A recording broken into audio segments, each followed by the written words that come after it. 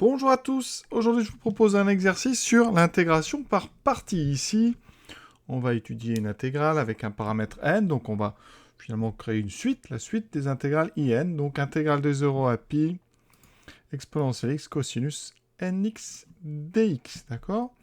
Donc, trois questions, l'objectif étant de déduire, de déterminer la limite de cette suite, quand n tend vers plus l'infini. Alors, on regardera avant sur GeoGebra ce que ça donne. C'est toujours bien de voir une petite interprétation.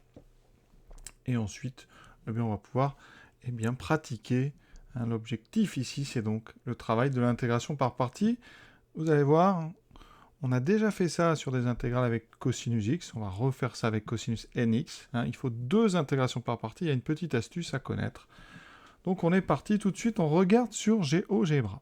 Alors comment on fait? Tout d'abord, on va créer un paramètre donc avec un curseur n. Voilà, je le mets ici. On va l'appeler n. Comme ça, on sera bien dans le texte. Et c'est un entier, donc 0.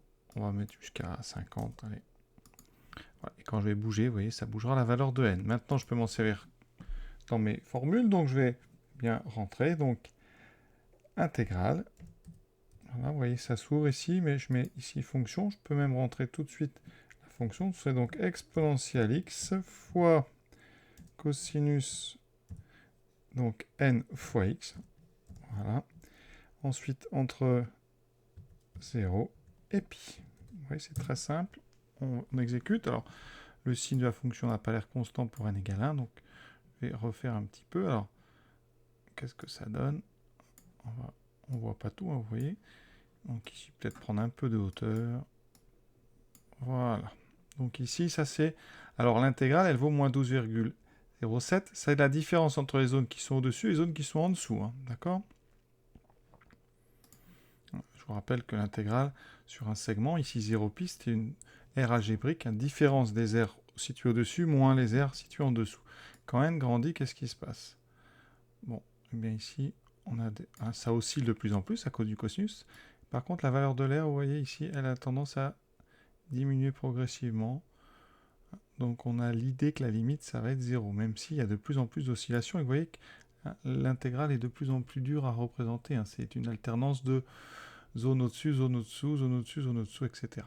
Donc assez joli d'ailleurs, vous voyez. Donc on est parti. Comment montrer que la limite, c'est 0? Première question tout d'abord, comme ça va apparaître dans notre calcul, on va regarder cosinus npi. Donc n, il appartient à grand N. Alors qu'est-ce que c'est cosinus npi? Effectivement, si n est pair, donc si n égale 2k avec k appartenant à n, autrement dit n est pair, qu'est-ce qu'on a? On a cosinus 2k pi, et cosinus 2k pi, vous savez que ça, sur le cercle, vous vous trouvez à droite du cercle, donc vous êtes au même endroit que cosinus 0, c'est donc 1. Si n est impair, donc si n s'écrit 2k plus 1, d'accord? Un k toujours appartenant à n. Dans ce cas, on a cosinus donc 2k pi plus 1 pi. Alors 2k plus 1 pi, si je développe, ça fait cosinus 2k pi plus pi. Et comme c'est périodique de pi, on peut enlever 2k pi, c'est le même que cosinus pi. Et vous voyez que ça fait moins 1. D'accord? Or, moins 1 puissance n, regardez-le. Si n égale 2 fois k, toujours le même k, ça fait moins 1 puissance 2k. C'est moins 1 au carré à la puissance k. Et donc, ça fait plus 1. Encore, j'explique, mais vous le savez. Donc, effectivement, si n est pair, vous voyez, on trouve 1. Si n est impair, donc si n s'écrit 2k plus 1, on a moins 1 puissance 2k plus 1. On sépare en deux. Moins 1 puissance 2k fois moins 1 puissance 1. On vient de dire que moins 1 puissance 2k, ça faisait 1. Il me reste moins 1 puissance 1, donc moins 1. C'est-à-dire, cosinus, donc, n, je ne vais pas mettre trop de parenthèses, c'est-à-dire le cosinus ici 2k plus 1 pi, donc cosinus npi, et ici, là, c'était aussi cosinus npi. Donc, dans tous les cas, cosinus n fois pi, c'est moins 1 puissance n. Vous pouvez le retenir parce que ça, on s'en sert très souvent en maths. Regardons maintenant sinus n fois pi. Donc, si c'est pair, ça fait sinus 2k pi. Alors ça, sinus 2k pi, on sait, parce que 2k pi, modulo de pi, ça vaut 0. Donc on retrouve sinus 0 qui vaut 0. Si on a sinus 2k plus 1 pi en développement, je vous ai dit que c'était 2k pi plus pi. Donc ici, périodicité de sinus de 2pi, on peut enlever 2k pi. Sinon, de toute façon, 2k pi plus pi, c'est égal modulo de pi à sinus. Enfin, c'est égal à pi, donc il reste sinus pi qui vaut aussi 0. Donc dans tous les cas, vous voyez, sinus npi vaut 0. Je vais le noter parce qu'on va vraiment s'en servir. Deuxième question, maintenant on va essayer de calculer cette intégrale en fonction de n. On vous donne le résultat. Comment on va trouver ça? Alors, ici, donc on part de in, on considère évidemment donc quel que soit n appartenant à grand N. Et donc on a une intégrale de 0 à pi de exponentielle x cosinus nx, donc dx. Alors, ici, l'idée c'est donc, on vous le dit, c'est d'intégrer par partie. Donc il va falloir, alors ici vous avez le choix. Soit on dérive exponentielle, soit on dérive cosinus nx. À vous de voir. Alors, ici, si on choisit de trouver une primitive de cosinus nx, le petit souci, c'est que vous allez avoir une division par n. Parce qu'une primitive de cos nx, si n est non nul, c'est sinus nx sur n. Donc on a un petit problème si n égale 0. Donc un conseil, pour éviter de faire 2 cas, on va tout simplement inverser ce produit. On va mettre cosinus nx exponentielle x dx. D'accord? Et comme ça, nous, je vous rappelle qu'ici, ça va être u. On va le dériver. Ça va donner, donc, dérivé de cosinus, c'est moins sinus. Donc, moins n, on dérive nx, moins n, sinus nx. Il faut, quand on s'attaque à ce genre de choses, avoir des dérivés qui sont rapides et justes. D'accord? Primitive d'exponentielle, évidemment, on va prendre exponentielle. Vous commencez à savoir intégrer par partie. Donc ici, j'indique, j'ai pris u de x égale cos nx. J'ai pris donc v' égale exponentielle x. Voilà. Et ici, j'ai dérivé, donc j'ai trouvé moins n sinus nx. On a le droit d'intégrer par partie parce que u, alors on va mettre dans l'ordre, u, v sont dérivables, u' et v' sont dérivables, donc continue, donc pas de souci. Dérivable sur donc 0pi. Alors l'intégration par partie, on a donc deux termes, un terme entre crochets qui sera u et v, u fois v. Donc ici, exponentielle x cos nx, moins intégrale de 0 à pi, donc des deux nouveaux qui sont apparus. Alors on aura donc moins n sinus nx exponentielle x dx. Alors, notre crochet, donc on remplace par pi, exponentielle pi, cos npi. Ah, vous voyez ce cos npi dont on a parlé au début, il est là. Ensuite, moins exponentielle 0, cosinus n fois 0, donc cosinus 0. Alors là, des petites astuces, on a moins, on peut tout de suite, par linéarité, on sort le moins, il se multiplie, ça fait plus.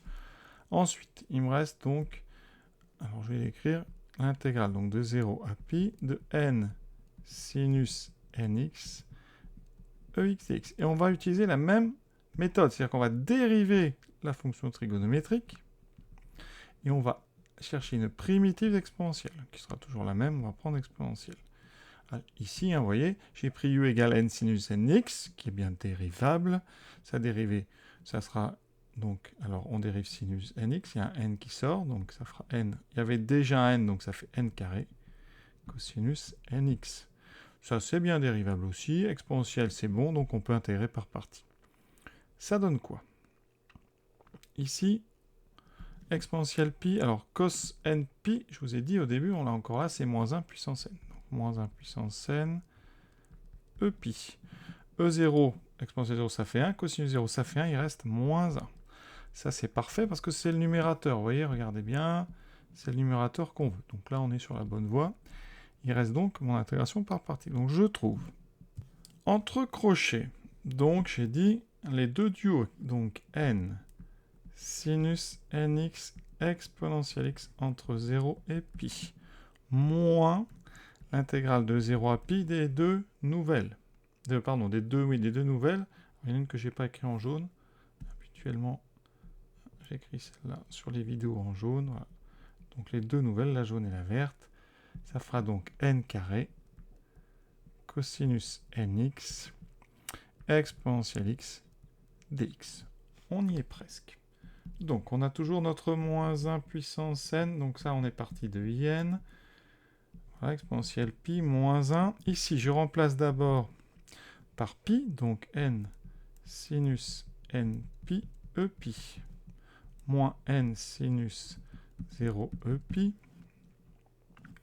Et mon intégrale, donc on peut sortir le n carré par linéarité, moins intégrale de 0 à pi de... Donc je remets dans l'ordre, on va mettre d'abord l'exponentielle, exponentielle x, cosinus nx dx. Qu'est-ce qu'on remarque? D'abord, donc ici, on a in égale donc à moins 1 puissance n e pi moins 1. Ici, on a sinus n pi. On a dit que ça faisait 0, donc ça disparaît. Sinus 0, ça fait 0. Donc ça disparaît. Il me reste moins n carré fois une intégrale que vous devez reconnaître. C'est celle du départ, c'est in. Regardez ce qu'on a obtenu. Ici, une relation avec in à gauche et à droite. Je vais mettre donc tous les in du même côté. Donc j'ajoute plus n carré in des deux côtés. J'ai donc in plus n carré in qui est égal à moins 1 puissance n e pi moins 1. Donc je factorise à gauche. Ça, ici, des in, j'en ai 1 plus n carré. Donc 1 plus n carré in doit être égal à moins 1 puissance n e pi moins 1. N carré, bah c'est... n carré plus 1, c'est différent de 0 parce que n est supérieur ou égal à 0. De toute façon, chez les réels, ça ne s'annule pas. Hein.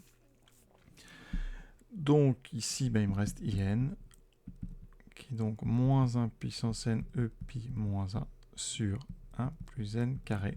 C'est ce qu'on voulait démontrer, hein, ça, pour tout n.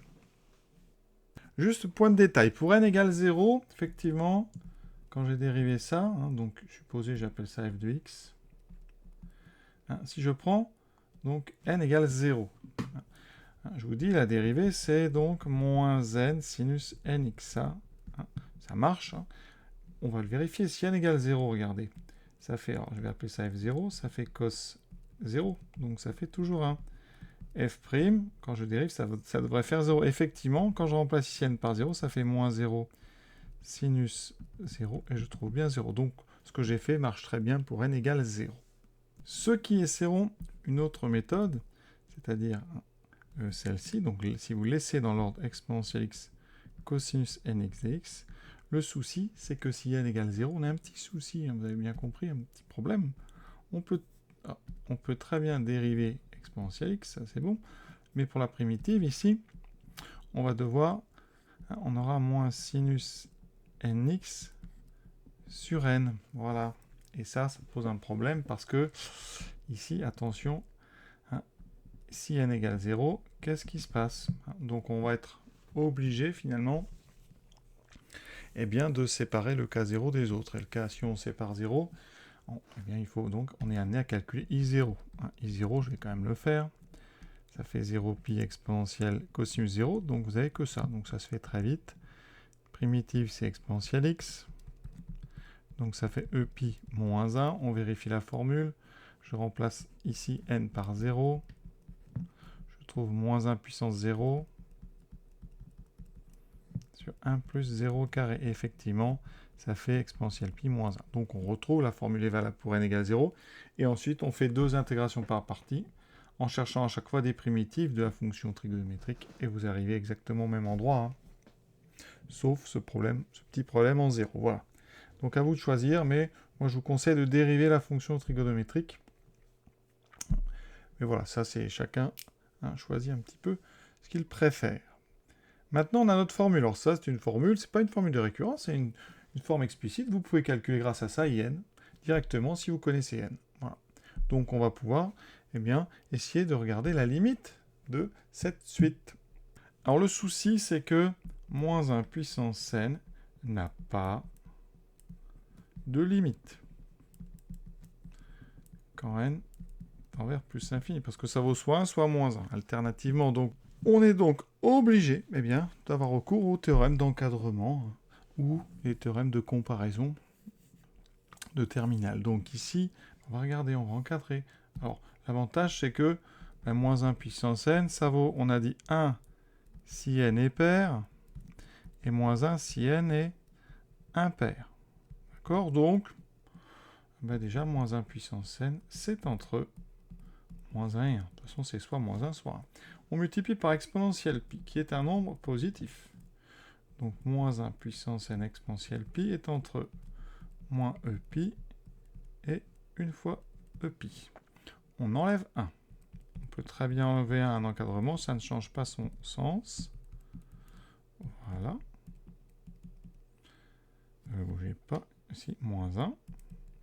Maintenant, on va devoir diviser par 1 plus n carré. Alors, diviser par un nombre positif non nul, on peut très bien. 1 plus n carré est strictement positif, donc, ça veut dire que moins 1 puissance n exponentielle pi moins 1 sur 1 plus n carré est donc compris entre moins e pi sur 1 plus n carré et e pi moins 1 sur 1 plus n carré. Voilà, ça c'est un encadrement.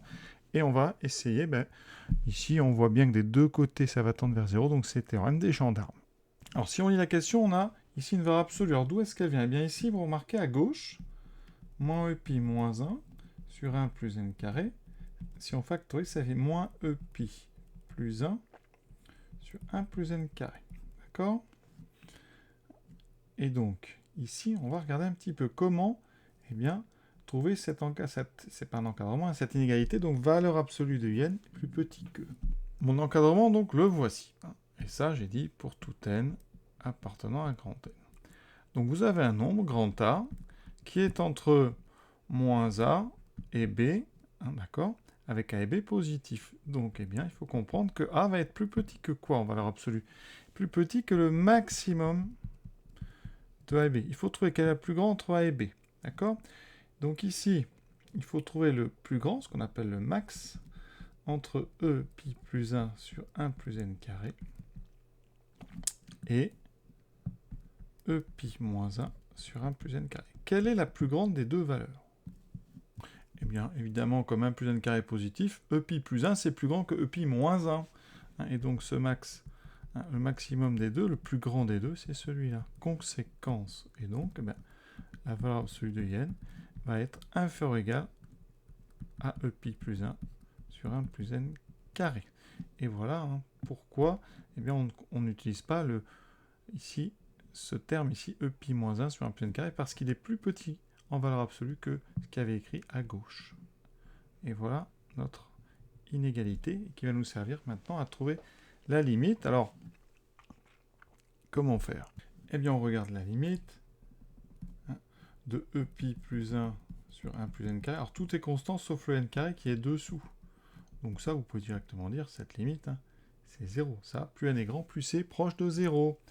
On est sur un théorème d'encadrement. C'est dans sa version avec la valeur absolue. Ça veut dire que notre in est entre ce terme-là qui tend vers 0 et son opposé qui tend aussi vers 0. Et donc, théorème d'encadrement. La limite de in est égale à 0 quand n tend vers plus l'infini. D'accord? Alors, on aurait pu conclure sans forcément passer par la valeur absolue, en gardant mon premier encadrement, ça aurait été plus rapide. Mon premier encadrement, c'était celui-là. Voilà. On avait ceci, moins e pi moins 1 sur 1 plus n carré. On aurait pu utiliser directement ici le théorème des gendarmes, parce que ça tend vers 0. Quand n tend vers plus l'infini, ça aussi. Et donc, théorème d'encadrement, il y a n qui est coincé entre les deux, effectivement, tend vers 0 aussi. Donc voilà, cet exercice est terminé. Moi, j'aime bien ce genre d'exercice parce que on mélange quand même pas mal de choses, les suites, la trigo, l'intégration. On apprend à intégrer par partie. Donc, c'est plutôt des exercices qui permettent de bien s'entraîner. Voilà, je vous souhaite une bonne fin de journée à tous. À bientôt.